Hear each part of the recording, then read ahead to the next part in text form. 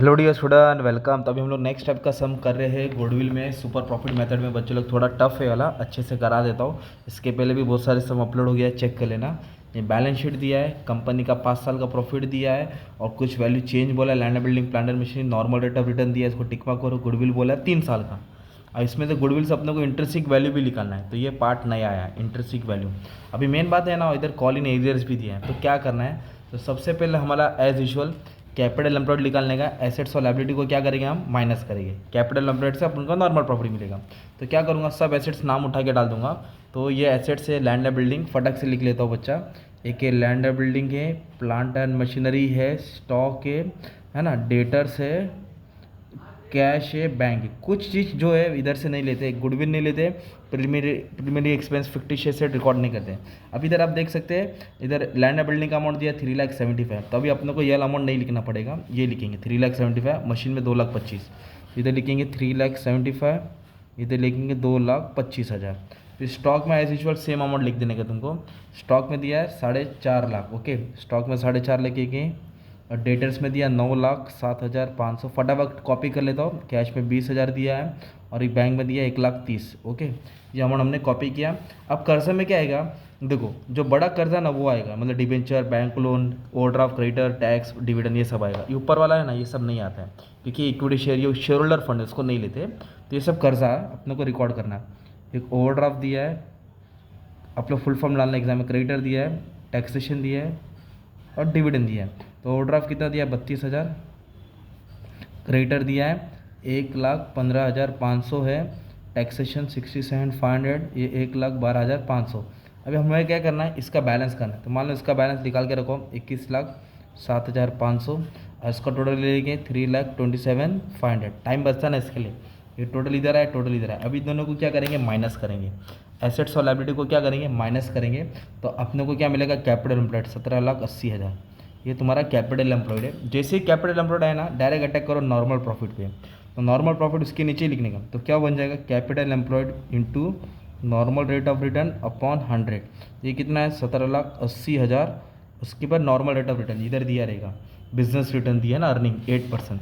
तो 8% रिटर्न मारेंगे ना, मतलब 8/100, 17,80,000 पे 8%, तो 1,42,400 आएगा। ये आपका हो जाएगा नॉर्मल प्रॉफिट। क्या हो जाएगा, नॉर्मल। फिर इधर देखो, आपको 5 साल का प्रॉफिट दिया, 1 2 3 4 5। तो ये पाँचों प्रॉफिट को क्या करना है, ऐड करना है। तो ये हम क्या निकालेंगे, इधर अपना टोटल प्रॉफिट निकालेंगे। क्या निकालेंगे, टोटल प्रॉफिट। क्या कर रहे हैं हम लोग, पाँचों प्रॉफिट को क्या कर रहे हैं, ऐड कर रहे हैं। तो जब पाँचों प्रॉफिट को ऐड करेंगे तो अपने को टोटल प्रॉफिट मिलेगा, ओके। एक सेकेंड ना। तो अपना टोटल प्रॉफिट आया 8,25,000। अभी टोटल प्रॉफिट है ना, इसमें से एवरेज निकालना है। एवरेज कैसे आएगा, 8,25,000 को डिवाइड बाय 5 करेंगे, मतलब 5 से क्या करना है, डिवाइड करना है। 825 डिवाइड बाय 5, तो 1,65,000 तुम्हारा क्या आएगा, एवरेज प्रॉफिट। 1,65,000 तुम्हारा एवरेज प्रॉफिट आया। तो वो एवरेज फ्यूचर मेंटेनेबल प्रॉफिट निकालना है ना अपने को। तो इसमें से टैक्स माइनस करेंगे। तो लेट्स सी टैक्स है क्या अपने पास। तो अपने पास कोई एडजस्टमेंट टैक्स के ऊपर नहीं बोला है, इसलिए डैश मार देंगे, है ना। तो ये सेम आएगा। और कोई एक्सपेंस, कोई रिजर्व भी नहीं बोला, ये भी डैश मार के छोड़ देंगे। तो यही तुम्हारा मेन एफएमपी आ गया। एफएमपी बोले तो future maintainable profit, average profit में भी नाम दिया तो भी चलेगा। अब ये दोनों आ गया ना तुमको, नॉर्मल भी आ गया, एफएमपी भी आएगा, फिर तुमको सुपर प्रॉफिट आ जाएगा। सुपर प्रॉफिट का फॉर्मूला क्या मालूम है, एफएमपी माइनस नॉर्मल प्रॉफिट। नहीं समझ में आना फॉर्मूला, देखो दो प्रॉफिट है, जो बड़ा वो आगे लिख दो, बात खत्म।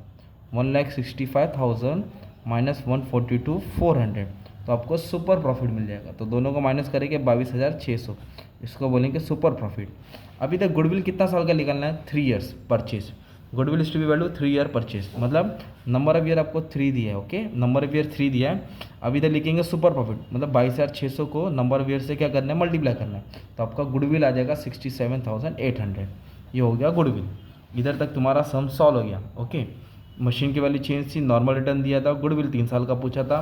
तो एसेट्स और लायबिलिटी को माइनस करके कैपिटल एम्प्लॉयड लेके आया, नॉर्मल प्रॉफिट निकाला और टोटल प्रॉफिट करके एवरेज आया था, 5 से डिवाइड करके, कुछ नहीं दिया था, एफएमपी बना दिया। दोनों प्रॉफिट को माइनस करके सुपर आया, 3 से मल्टीप्लाई करके गुडविल आया। बट अभी इधर सवाल क्वेश्चन होता है। अब एक क्वेश्चन बोला है, देखो क्या बोला है। अपने को बोला गुडविल तो निकालना है, उसके बाद इंट्रेंसिक वैल्यू भी निकालना है, ओके। तो इंट्रेंसिक वैल्यू कैसे निकालेंगे, आ जाओ। Fully paid up share, partly paid up share. तो ये दिख रहा है इधर, ये 15 लाख रुपए का था, इसमें 2,000 कॉल इन ईयर से, मतलब पैसा आया नहीं शेयर्स का, तो नेट अमाउंट 14,98 है। तो एक काम करेंगे, इंट्रिंसिक वैल्यू निकालने के लिए ना सबसे पहले कैपिटल एम्प्लॉयड लिखेंगे। तो कैपिटल एम्प्लॉयड कितना है, 17,80,000। कैपिटल एम्प्लॉयड कितना है, 17,80,000, वो लिखना है। फिर गुडविल ऐड करेंगे, क्या ऐड करेंगे, गुडविल, जो अभी हमने सॉल्व करके लाया है। मतलब कैपिटल एम्प्लॉयड को गुडविल ऐड करना है, तो आपको मिलेगा टोटल अमाउंट, उसको बोलेंगे नेट एसेट अवेलेबल। फिर कॉल इन ईयर्स माइनस करना है, जो शेयर का पैसा नहीं आया ना 2,000, वो माइनस करना है वापस से। कैपिटल एम्प्लॉयड पे गुडविल क्या किया, ऐड किया ये दोनों, और ये 2,000 क्या किया, माइनस किया कॉल इन एरियर्स, तो जाके ये अमाउंट मिलेगा। Okay, value of share interest निकलता है ना, ये अमाउंट को नंबर ऑफ शेयर से डिवाइड करना है। Number of share is given to us, that is 15,000। तो ये जो टोटल है 15,000 से डिवाइड करेंगे तो वैल्यू ऑफ शेयर इतना हो गया 123.20। ओके, और फिर टोटली पेड अप शेयर, तो कितना पेड अप हो गया, उसमें तो 20 हटा दो, 20 रुपया कॉल इन एरियर से ना, तो 20 माइनस करें तो इतना पेड अप हो गया। एक शेयर के पीछे, इस शेयर की वैल्यू 23 है, एक 23 है, जिससे 20 नहीं आया तो इतना माइनस करेंगे तो फाइनल आंसर आएगा। तो ये स्टेप लास्ट में कब करना है, जब आपको ये बोला रहेगा फाइंड, मतलब गुडविल के साथ इंट्रिंसिक वैल्यू बोला है, गुडविल के साथ इंट्रिंसिक वैल्यू, तो क्या करेंगे, इसको और इसको ऐड करेंगे, ये 2,000 को माइनस करेंगे, नेट एसेट मिलेगा, नंबर ऑफ शेयर से डिवाइड करना है। ओके, इसको स्क्रीनशॉट ले लो, मांगता तो ये वाला पार्ट का, तुमको हेल्पफुल लगेगा। बाकी सब चीज़ अपलोड कर दिया, बच्चों लोग अच्छे से पढ़ लेना है। Thank you very much and all the best for exam.